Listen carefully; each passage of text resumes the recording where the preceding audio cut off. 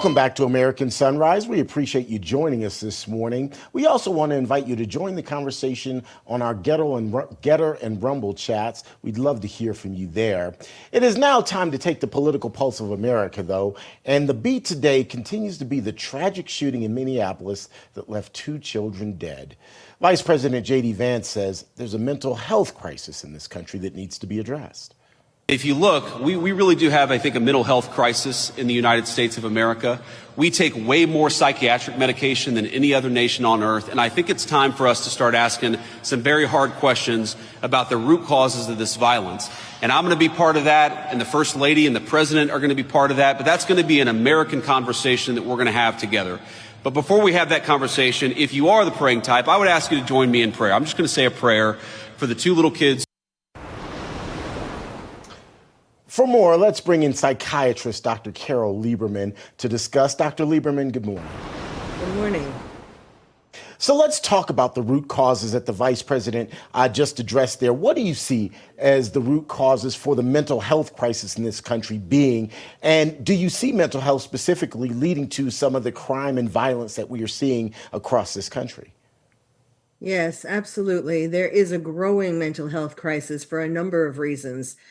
Starting from the fact that the mental health hospitals, the chronic state hospitals were closed years ago, and that put these patients out into the streets and made up our homeless and made up the people in the jails.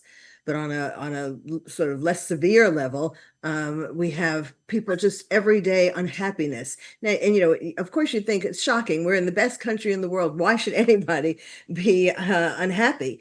But, another part of the puzzle, and it's not just one thing, but another part of the puzzle is the psychiatric institution. I mean, the psychiatric profession.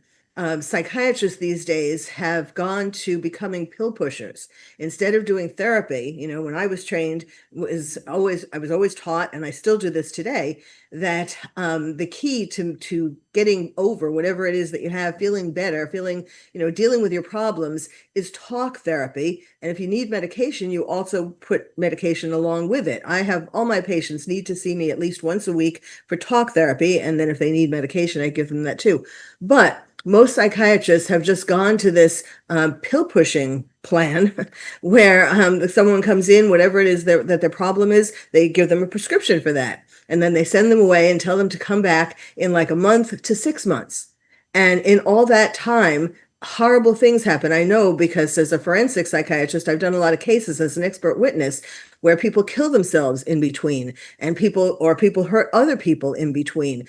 I mean, a whole mess of things can happen in that time, especially when you give a person a prescription, you just throw it at them. Well, and I'm not saying they throw it at them, but, on a 15-minute visit, and you don't know really if that's going to work, and then you don't see them for a long time. So this has to be revamped. And that came from, it wasn't psychiatrists who decided to do that. It was the insurance companies who kind of forced them into it. Which sounds to me like we've got an institutional problem. We've got an industry-wide problem that makes it more challenging to deal with some of the societal problems. Am I understanding that correctly? Yes. And also, we need to recognize these problems when kids are in elementary school or junior high school or high school. People can tell, teachers or staff can tell which kids are going to have problems somewhere along the line that they're in school. It's the kid who's sitting alone at lunch. It's the kid who gets bullied. It's the kid who's being isolated. It's the kid who doesn't do their homework. You need to find out why these things are happening and then get them help at an early stage. Okay. So again, then at that point, you're going to hear the arguments, but how much is it going to cost to bring in school psychologists, school psychiatrists to deal with this? My argument would be, well, doesn't the cost now outweigh the potential cost later on? But I'd like to get your perspective. Yes, absolutely. The cost is much greater later on in life, like what we just saw in Minnesota. In money, because it's a lot harder to fix someone, when they're down the line rather than intervening early on.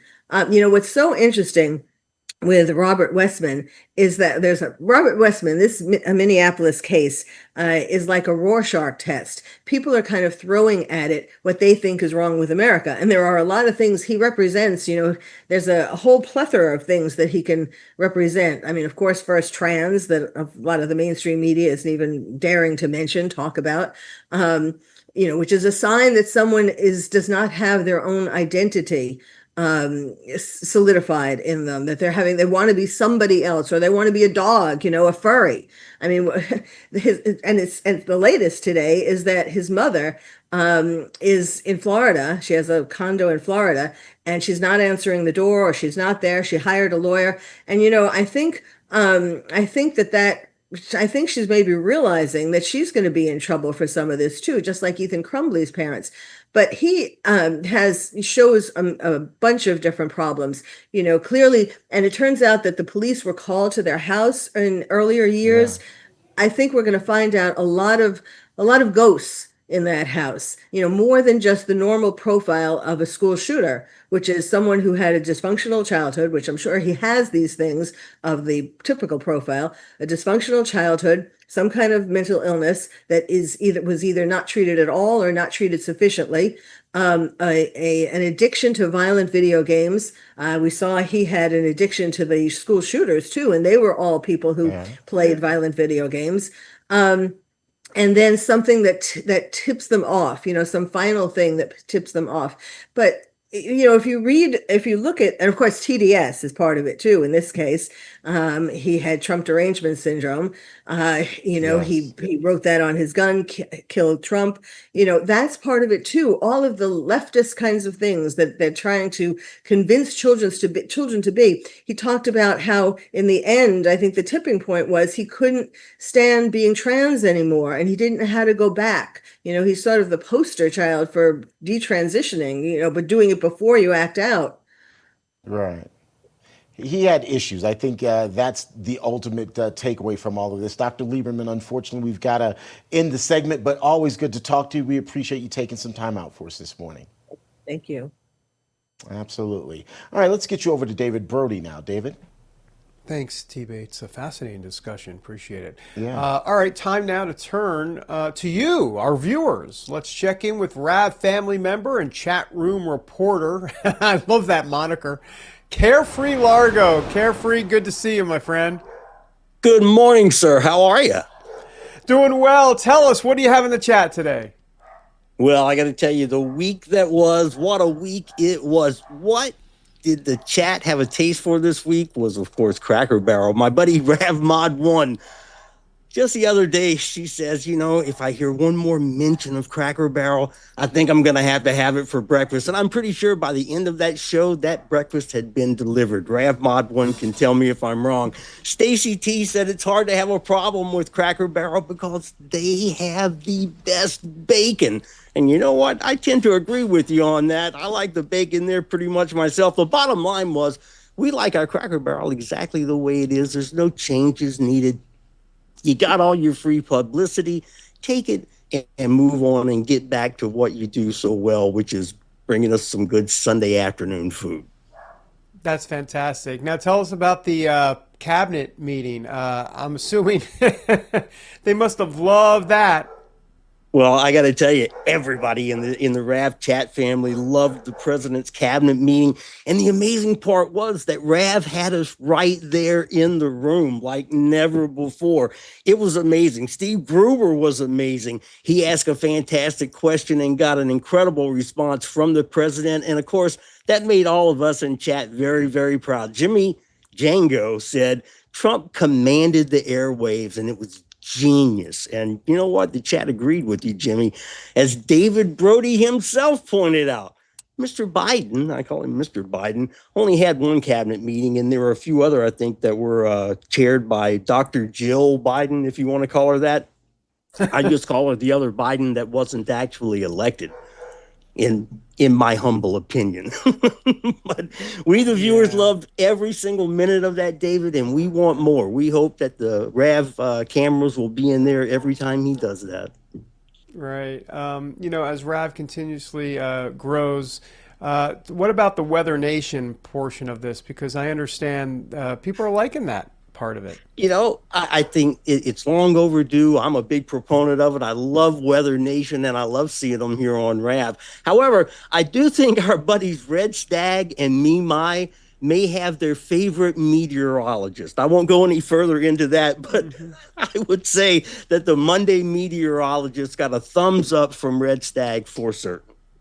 Oh, very nice. Hey, is this a special day, Carefree? I understand my sources close to the situation tell me that this might be a special day for you. David, it is a fantastic day for me because this is actually my wedding anniversary. Ah, so nice. So nice. It is. It actually is. We've been together a while. In fact, my wife, Lisa, is very fond of saying that this has been 5 of the finest years of her entire life.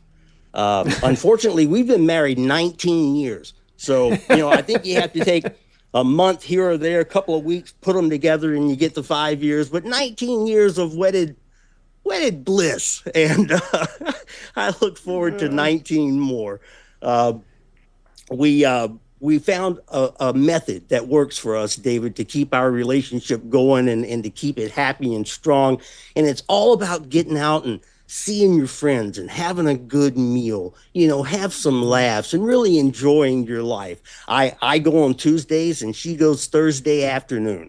And that works out really, really fine for us. It's kept us liking each other for a long time. Oh my goodness, that is so wonderful, and I love your final tagline, which I want you to say here because it's so true to who you are. But before that, a quick question: got any date plans tonight? You going to Cracker Barrel? Just kidding, maybe not Cracker Barrel. Actually, I do love Cracker Barrel, but I have a feeling that we're going to get drugs somewhere a little bit different from that. I'm not sure. I haven't been told yet, and as soon as I'm told, I will. I'll let you know. But I do have to say a very special thank you to Lisa. I joke a lot, but she is just the best part of my life. She's the biggest part of the reason that I get to do most of the things that I get to do for RAV, and she is the biggest reason that when I go out, I'm always completely dressed with a big old smile, and she's the one that puts that smile on my face. And Lisa, I always want to say happy anniversary to you. Oh, that's just wonderful. And that was the tagline. I love it with the smile. Carefree Largo, great to have you as always. Appreciate Thanks you. for having me. Have a great weekend. You too, my friend. All right, coming up on American Sunrise, we're spilling some tea with Artillery Tea. It's co-founder Joey Britton. He's going to tell us all about these new products you need to try. Back in a moment, everybody.